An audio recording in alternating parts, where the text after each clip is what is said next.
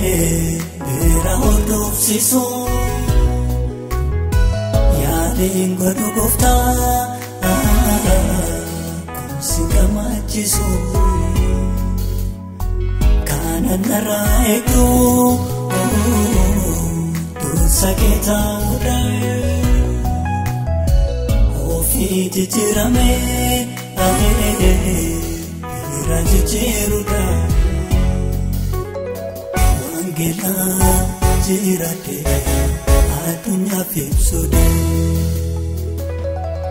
naaga'uu barri faagisu tuuta'een bira barsiisu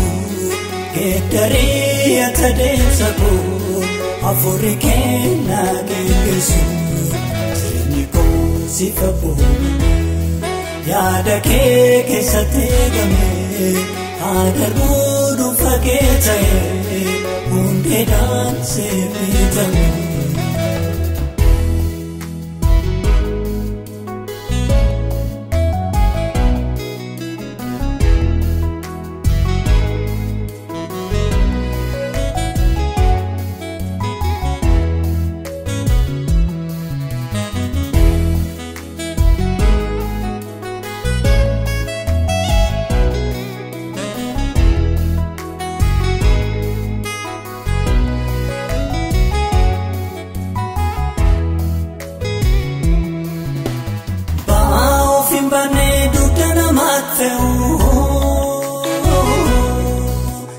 Ofiyala targame warra kaan olgalchu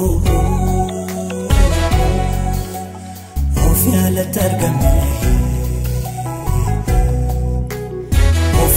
targame warra kaan olgalchu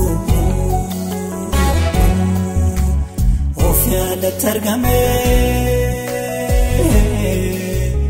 namoonni gooftaa warra kaan awwaala kuulamaa ta'esit mul'atu namaan kabajame dura kee salphachu namaan kabajame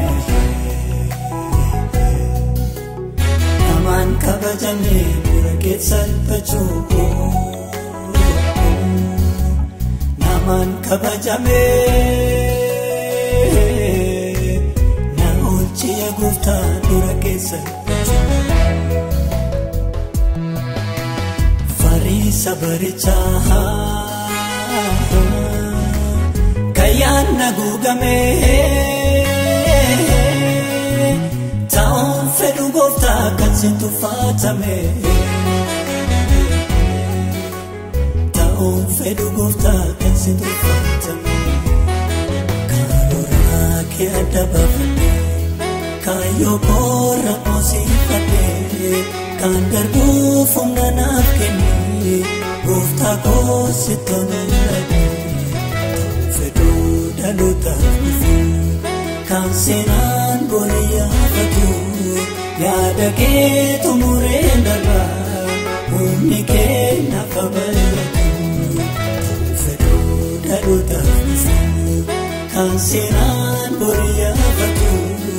yaada kee xumureen darbaa humni kee naaf bal'atu.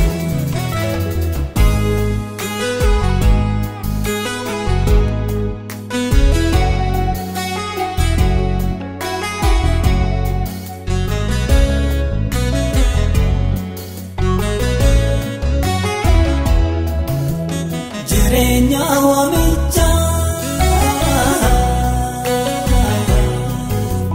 kaayoo kun madaalu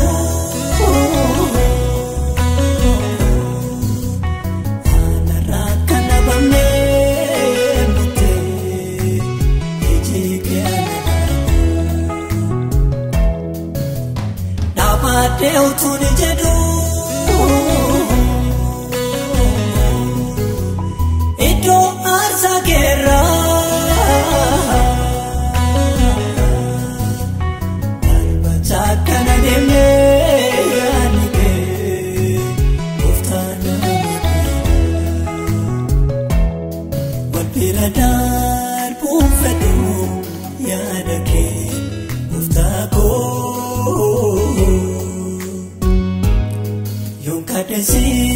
fankada nagabe markago walmiradar pofedo yadake guftako yung kadesi fankada nagabe markago kalora ke adabafade kayo korat mo sifade kan tergufuna nafkene guftako sitanov yate Jesus fedo dalutaf gufu kan senan boria fatu yadake tumurin darba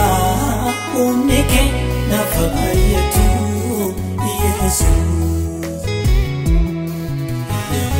nafkeni ubana Jesus nafaya sayana Jesus sitira tendarba